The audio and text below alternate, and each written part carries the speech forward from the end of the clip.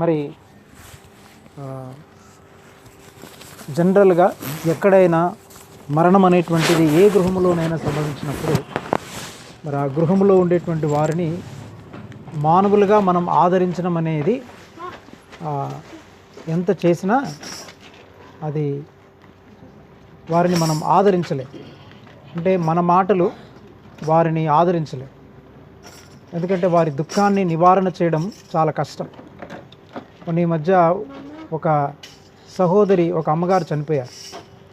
ఆవిడకు దాదాపుగా 90 సంవత్సరాలు. పెద్ద కుమారుడు చనిపోయాడు, ఇంకా చిన్న కుమారుడు ఉన్నాడు, ఆయన రిటైర్ అయిపోయాడు. అలాంటి చాలా పెద్ద పెద్ద పిల్లలు ఉన్నారు, రిటైర్డ్ అయిన పిల్లలే.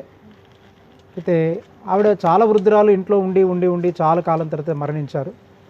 మరణించిన తర్వాత నేను అనుకున్నాను, వీళ్ళ కుమారుడు మామూలుగా చనిపోయింది కదా, అమ్మగారు పెద్దోళ్ళు అయిపోయారులే అని బాగుంటాడు అనుకున్నాను. కానీ వాళ్ళ అమ్మగారు చనిపోయినప్పుడు ఆయన చిన్నపిల్లలాగా ఎక్కెక్కిపడి ఏడుస్తున్నాను.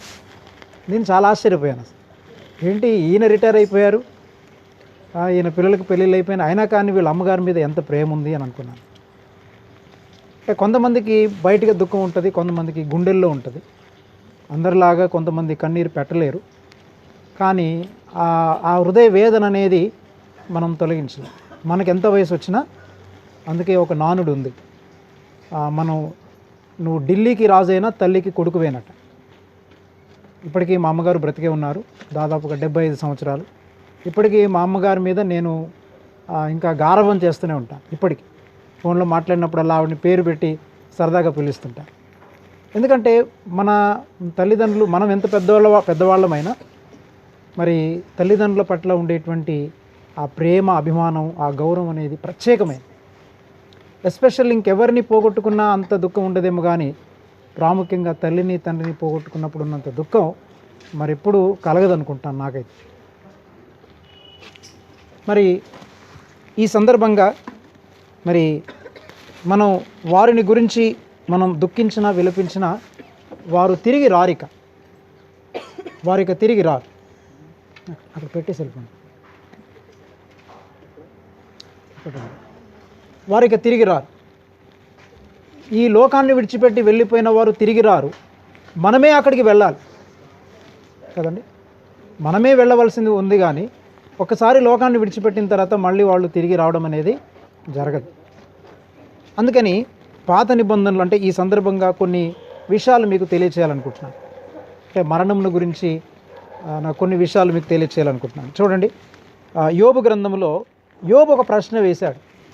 ఆ ప్రశ్నకి జవాబు తెలియదు ఆయనకి. యోబుకు జవాబు తెలియదు, కానీ యెషయాకు దేవుడు దాన్ని బయలుపరిచాడు. యోబు కాలంలో బయలుపరచలేదు, కానీ యెషయాకు బయలుపరిచాడు. యెషయాకు బయలుపరిచినా కానీ యెషయా కూడా అసంపూర్ణంగానే ఆయనకు తెలుసు, ఇంకా సంపూర్ణంగా అర్థం తెలియదు ఆయనకి. దాని మర్మాన్ని దేవుడు క్రొత్త నిబంధనలో పౌలుకు బయలుపరిచాడు. అదేంటో ఆ స్టేజెస్ మనం చూద్దాం. మొట్టమొదటిగా చూడండి, యోబు గ్రంథం 14వ అధ్యాయము. యోబు గ్రంథం 14వ అధ్యాయము మనం 10వ వచనాన్ని మనం చదువుకుందాం. అయితే నరులు మరణమై కదలలేక పడియుందురు. నరులు ప్రాణము విడిచిన తరువాత వారేమైపోదురు. చాలా ప్రశ్న వచ్చింది ఆయన. నరులు ప్రాణం విడిచిన తర్వాత ఏమైపోతారు తెలియదు పాపం యోబుకి. యోబు కాలంలో, యోబు ఏ కాలం నాటివాడంటే దాదాపుగా నోవహు, అబ్రహాము కాలం నాటివాడు. ఆ కాలంలో జీవించినవాడు. బైబిల్ గ్రంథం మాత్రం మనకి మధ్యలో ఇచ్చారు కానీ బైబిల్ని, యోబు గ్రంథాన్ని. కానీ యోబు గ్రంథాన్ని మనం నోవహు, అబ్రహాము కాలంలో జీవించిన వ్యక్తి, ఆ కాలానికి మనం అనుసంధానం చేసి చదవాలి మనం దాన్ని యాక్చువల్. అందుకని యోబు కాలం ఉన్నాడు ఏమనుకుంటున్నాడంటే యోబు, అయితే నరులు ప్రాణము విడిచిన తర్వాత వారు ఏమైపోతారు. ప్రాణం విడిచారు, మరి ఏమైపోతారు, వాళ్ళు ఎక్కడికి వెళ్తారు, వాళ్ళ పరిస్థితి ఏంటి. పాపం యోబుకు అర్థం కాలేదు. కొన్ని విషయాలు మాత్రం తెలిసినాయి. ఏం తెలిసిందనంటే 14వ వచనంలో, అంటే 14వ అధ్యాయం 1వ వచనంలో అంటాడు, స్త్రీ కనిన నరులు కొద్ది దినముల వారై మిక్కిలి బాధ నొందుదురు. చూసారా, స్త్రీ కనిన నరుడు కొద్ది దినములు మాత్రమే బ్రతికిన వాడై, ఆ బ్రతికిన కొద్ది దినాలు కూడా ఏంటి, కొద్ది దినాలు కూడా మిక్కిలి పడేటువంటి వాడు, మిక్కిలి బాధను అనుభవించేవాడు. అయితే ఇప్పుడు మరి బాధను అనుభవించేటువంటి వాడు అంత మాత్రం కాదు, పువ్వు వికసించినట్లు వాడు పెరిగి వాడిపోతాడు. సరే, నరుని యొక్క ఆయుష్ ఎలా ఉంది? పువ్వు వికసించినట్లు వాడు పెరిగి వాడిపోతాడు. నీడ కనబడకపోవునట్లు వాడు నిలవక పారిపోతాడు. అంటే మానవుని జీవితం ఎలాంటిది? గడ్డి పువ్వు వంటిది, తర్వాత నీడ వంటిది. అంటే నీడ ఎంత త్వరగా గతించిపోతుందో, పువ్వు ఎంత త్వరగా వాడిపోతుందో, నరుని యొక్క ఆయుష్, నరుని యొక్క దినములు కూడా కొద్దివై, ఆ కొద్ది దినాలు కూడా ఏమైనా సంతోషం ఉంటుందా అంటే ఆ కొద్ది దినాలు కూడా సంతోషం లేదు. ఆ మిక్కిలి బాధనుండేటువంటి కాలం. మనం పొందుకునే ఆనందం, సంతోషము ఇదంతా కూడా తాత్కాలికమైనది, కొద్ది కాలమే. ఈ విధంగా యోబు అర్థం చేసుకున్నాడు. ఇంకేమంటున్నాడంటే 5వ వచనంలో, నరుల ఆయుష్కాలము పరిమితి కలది, వారి నెలల సంఖ్య నీకు తెలిసేయున్నది. దేవుడు మన మంత్స్ని లెక్క పెట్టాడు. నేను బైబిల్ని చూసినప్పుడు దేవుడు ఎలా లెక్క పెడుతున్నాడు మన జీవితాన్ని అంటే, ఇందాక ఎవరో చెప్పారు 139వ కీర్తనలో ఆయన మన దినములన్నీ నా దినములన్నీ నీ గ్రంథములో లిఖించి ఉన్నాడు. అంటే గాడ్ నంబర్స్ అవర్ డేస్. దేవుడు మన దినములను లెక్క పెట్టేటువంటి వాడు. రెండవది ఏమంటున్నాడు? మన నెలలని కూడా లెక్క పెట్టేవాడు. ఎన్ని నెలలు బ్రతుకుతావు, in terms of numbers, in terms of days, in terms of months and also in terms of years. సంవత్సరములను దయాకిరీటముగా నీకు అనుగ్రహిస్తున్నాడు. అంటే దినములను లెక్కించి మన ఆయుష్ ఎంతో చెప్పగలడు. మన దినములను లెక్కించువాడు. మనం బ్రతికినటువంటి నెలల కాల పరిమాణములో చెప్పేవాడు. మన బ్రతికినటువంటి సంవత్సరములను కూడా ఆయన లెక్కించేటువంటి వాడు. అందుకని ప్రియులారా, మనము దేవుని సన్నిధిలో మనం ప్రతి దినము కూడా అది ప్రాముఖ్యమైనది. ఎప్పుడో మనం ఆదివారం ఒకసారి, నెలకొకసారి, అప్పుడప్పుడు ఉపవాసం ఉండి ప్రార్థన చేయడం కాదు, అప్పుడప్పుడు దేవునికి సమర్పించుకోవడం కాదు. బైబిల్ గ్రంథం ఏం చెప్తుందంటే, Christian life is a everyday life. Christian life is not a weekday life or monthly life or yearly life. ఎందుకంటే నా ప్రతి దినమును దేవుడు లెక్క పెడుతున్నాడు కనుక నేను ప్రతి దినాన్ని ఏ విధంగా జీవిస్తున్నాను, ఈరోజు జీవించిన ఈ దినం దేవునికి అంగీకారంగా ఇష్టంగా బ్రతికానా, మరుసటి దినం దేవునికి అంగీకారంగా బ్రతుకుతున్నానా, నా దినములన్నీ లెక్కించేటువంటి వాడు. ఇంకా కొంచెం ముందుకెళ్తే యోబు అంటాడు, నా అడుగుజాడలను నీవు లెక్కించుచున్నావు. ఆయన మానవుణ్ణి ఎట్లా పరిశీలన చేస్తున్నాడు? 4 స్టేజెస్లో పరిశీలన చేస్తున్నాడు. మనం ఏమనుకుంటామంటే, ఈరోజు ఆఫీస్కి వెళ్ళొచ్చాను, ఈరోజు నేను పనికి వెళ్ళొచ్చాను, చిన్న వ్యాపారం చేసి వచ్చాను, పలానా వ్యక్తితో మాట్లాడాను, 1 కిలోమీటర్ దూరం నడిచి వెళ్ళాను, లేకపోతే కారులో వెళ్ళొచ్చు, బండిలో వెళ్ళొచ్చు. అంటే దేవుని వాక్యం ఏముంటుందంటే, నీ ప్రతి అడుగుజాడలను ఆయన లెక్కించి ఉన్నాడు. మనం ఏమనుకుంటామంటే, అంత బ్రతికిన తర్వాత ప్రభువా నన్ను క్షమించు, నీ రాజ్యంలో చేర్చుకోమంటే శిలువ మీద 2వ దొంగలాగా ఆయన మనల్ని పరలోక రాజ్యంలో చేర్చుకుంటాడు అనుకుంటా. కానీ కాదు.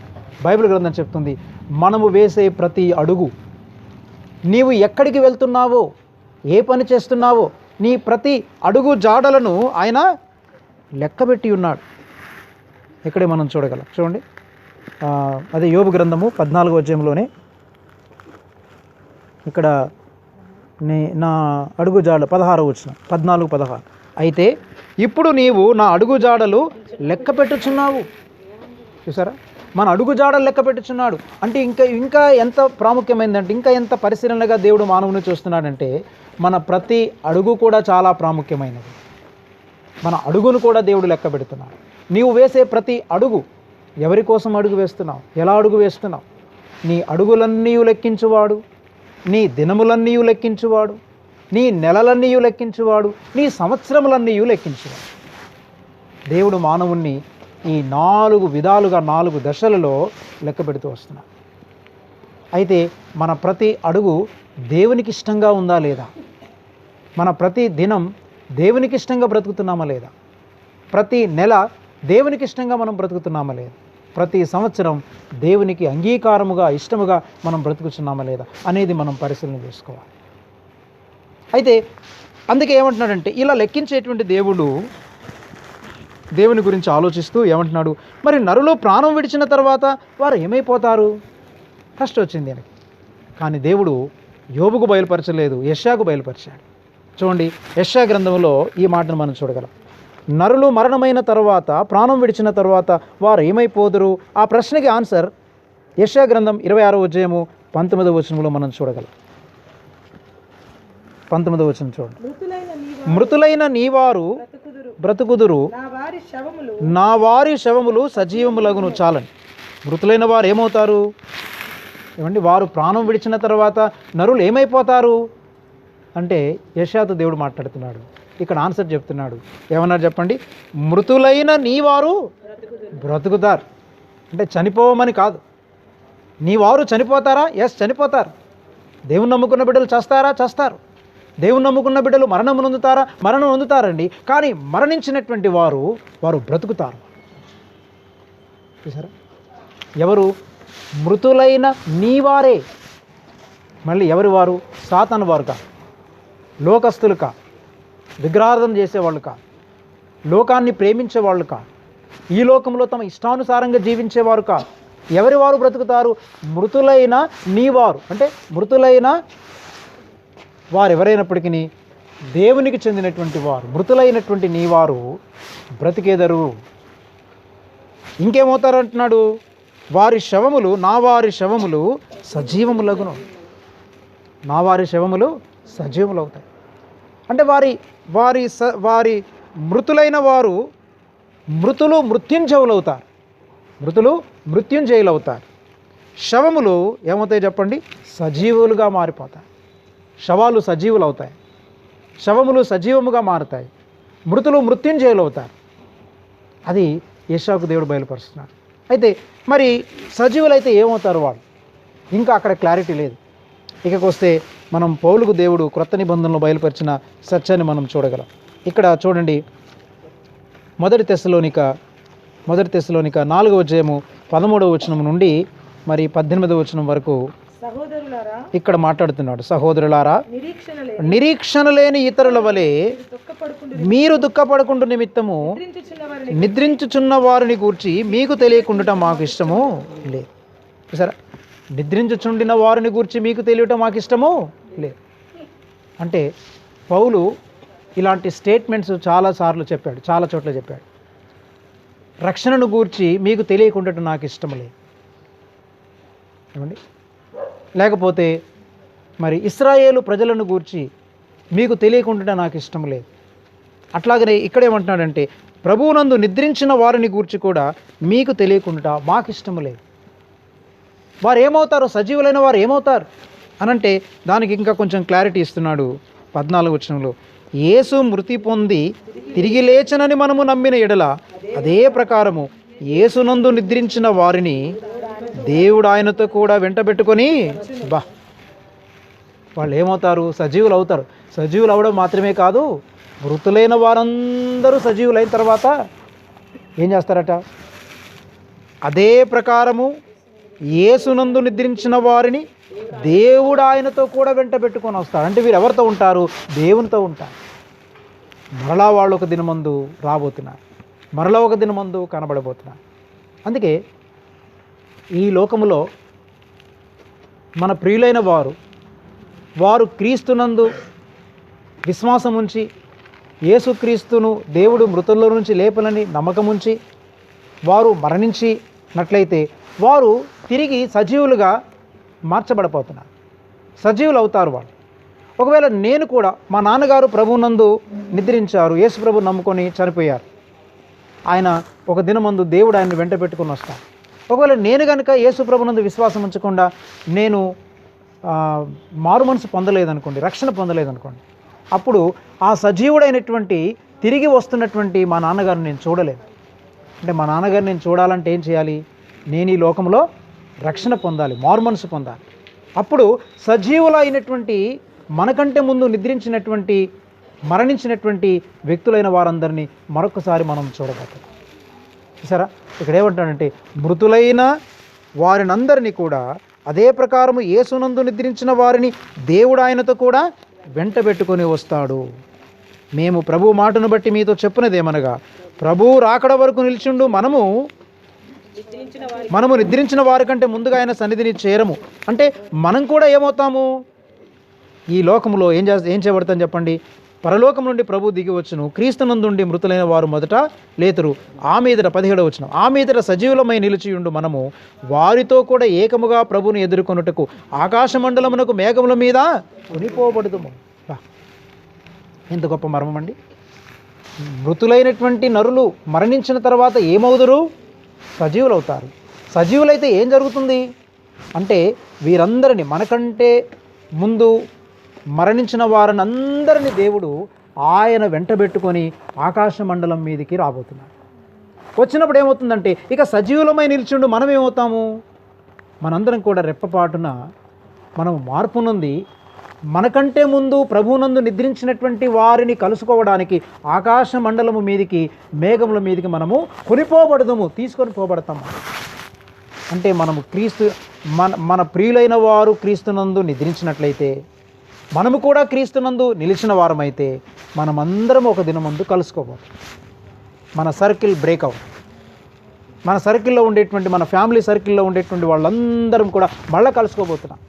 ఇక్కడ చూడండి, అందరం సజీవులుగా ఉన్నప్పుడు పండుగల సమయంలో, కొన్ని ఫంక్షన్ సమయంలో ఎంత సంతోషంగా ఆనందిస్తుంటామో, అంతకు మించిన గొప్ప ఆనందం, సంతోషం మనం తిరిగి యుగయుగాలు చూడాలంటే, మనం ఈ లోకంలో ఈ ఫ్యామిలీ సర్కిల్లో ఉన్న ప్రతి ఒక్కరు కూడా యేసుక్రీస్తు ప్రభుని తమ సొంత రక్షకునిగా అంగీకరించిన వారు ఉండాలి. ఆ మీదట సజీవులమై నిలిచిండు మనం అందరము, మరి మనము కూడా వారితో కూడా ఏకముగా ప్రభువును ఎదుర్కొన్నట్టుకు ఆకాశ మండలమునకు మేఘముల మీద కొనిపోబడము. కాగా మనము సదాకాలము ప్రభుతో కూడా ఉందము. సదాకాలం అంటే ఎండ్లెస్ లైఫ్, అనంతమైనటువంటి జీవితం, సదాకాలం ఉండబోతున్నా. అందుకని ప్రియులారా, మనకుండే గొప్ప నిరీక్షణ ఏంటంటే, మనకంటే ముందు క్రీస్తు యేసునందు నిద్రించినటువంటి వారు నీ దేవుడు వెంటబెట్టుకుని తీసుకొని రాబోతున్నాడు. మనము క్రీస్తులో ఉంటే కనుక మనం దుఃఖించాల్సిన పని లేదు. మరలా మనం వారిని కలుసుకోబోతున్నాం.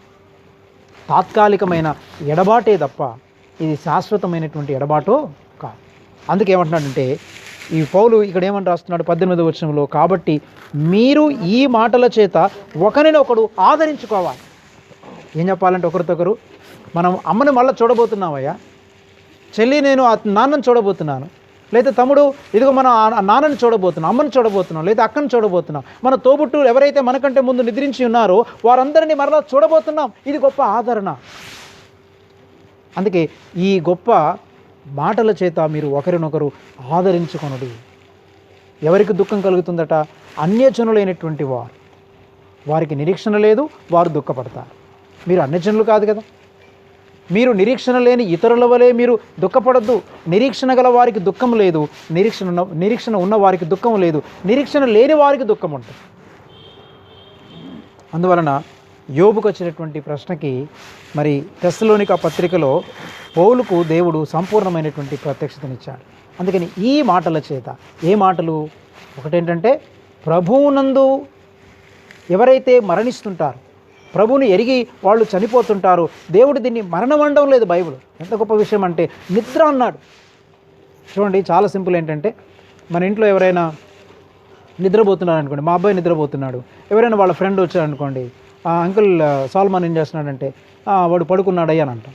చాలా సింపుల్గా చెప్తాం. అంతేగాని అంటే నిద్రపోతున్నాడంటే మనం చాలా క్యాజువల్గా చెప్తాం. కానీ నిద్రపోతున్నాడనే విషయాన్ని ఏడ్చుకుంటూ, బాధపడుతూ, దుఃఖపడుతూ, రొమ్ము కొట్టుకుంటూ మనం వాళ్ళకి చెప్పం. ఎందుకంటే నిద్రపోతున్న వాడు ఏమవుతాడు? ఏదో ఒక సమయంలో తిరిగి లేస్తాడు. అందుకని ప్రతి క్రైస్తవుడు క్రీస్తు యేసులో ఉన్న గొప్ప నిరీక్షణ ఏంటంటే, మనందరం ఎవరైతే యేసుక్రీస్తునందు ఈ లోకములో మరణిస్తుంటారో, ఆ యేసుక్రీస్తును నమ్ముకున్న బిడ్డలకు మరణం కాదు. ఇది మరణాన్ని ఎలా మార్చాడు? ఆయన నిద్రలాగా మార్చాడు, ఒక నిద్రలాగా మార్చాడు. కాబట్టి మరి మనకంటే ముందు ఈ లోకాన్ని విడిచిపెట్టి వెళ్తున్నటువంటి మన ప్రియులైనటువంటి వారందరూ క్రీస్తునందు నిద్రించుచున్నారు. కనుక ఈ మాటల చేత మరి మీ కుటుంబీకులందరూ కూడా ఒకరినొకరు ఆదరించుకుంటూ, దేవుడు ఆయనతో కూడా పరిశుద్ధులను వెంట పెట్టుకుని వస్తాడు. అంత మాత్రం కాదు, సజీవులమై నిలిచిండు మనం వారిని కలుసుకోబోతున్నాం. మనము మూడవది ఏంటంటే, సదాకాలము జీవించబోతున్నాం. ఇక అక్కడ ఎండ్లెస్ లైఫ్ అంటే ఇక బ్రేకులు లేనటువంటి ఆ జీవితాన్ని మనందరం కూడా జీవించబోతున్నాం.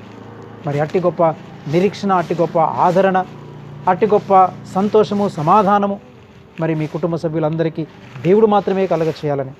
ఎందుకంటే ఈ 3-4 రోజుల్లోనే, ఈ 3-4 రోజుల వ్యవధిలోనే దేవుడు మరి అంటే ఈ గృహంలో మరి 2 వ్యక్తులను తీసుకున్నాడు. అయితే ఇది చాలా బాధాకరమైనటువంటి విషయం. వాళ్ళు ఎంత వృద్ధులైనా, ఎంత అనారోగ్యవంతులైనా కానీ మరి తల్లి తల్లే, తండ్రి తండ్రి. ఈ బాధని మరి ఎవరు కూడా నివారణ చేయలేరు. కానీ మరి దేవుని యొక్క వాక్యము, దేవుడు మాత్రమే, దేవుడే ఈ నిబ్బరాన్ని మనకి ఇవ్వగలడు. అయితే దానికంటే ఎక్కువగా, మనకంటే ముందు నిద్రించిన వారిని గురించి బాధపడేదానికంటే ఎక్కువగా మన జీవితాన్ని మనం ఎట్లా పరిశీలించుకోవాలంటే, దేవుడు నా అడుగుజాడలను లెక్కిస్తున్నాడు. నీ అడుగులు ఎటు వేస్తున్నావు? నీవు పాతాళం వైపు అడుగులు వేస్తున్నావా, లేకపోతే పరలోకం వైపు అడుగులు వేస్తున్నావా? 2 దారులు, 2 దారులు, ఏ దారి కావాలో మానవా. 2 దారులు, ఏ దారి కావాలో మానవా. 1 పరలోకం, 2 పాతాళం. 1 పరలోకం, 2 పాతాళం. కావాలో పాతాళం కావాలో తెలుసుకో మానవా, తెలుసుకో మానవా. 2 దారులు, ఏ దారి కావాలో మానవా. ఉన్నావు ఏమండి, అంటే పరలోకం ఉన్నది గొప్ప వెలుగుతో. ఏమండి, పరలోకం గొప్ప వెలుగుతోను ఉన్నది పరిశుద్ధుల కోసం. పరలోకం గొప్ప వెలుగుతోను ఉన్నది పరిశుద్ధుల కోసం. అగ్ని ఉండదు, రాత్రి ఉండదు, రాత్రి ఉండదు, చీకటి ఉండదు. పాతాళం గొప్ప అగ్నితోను ఉన్నది ఘోర పాపుల కోసం. పాతాళం గొప్ప అగ్నితోను ఉన్నది ఘోర పాపుల కోసం. వెలుగు ఉండదు, రాత్రి ఉంటుంది, వెలుగు ఉండదు, పగలు ఉండదు. ఏమండి, పరలోకం ఎవరి కోసం వేచి ఉందట? పరిశుద్ధుల కొరకు వేచి ఉంది. పాతాళం ఎవరి కొరకు వేచి ఉంది? ఘోర పాపుల కొరకు వేచి ఉంది.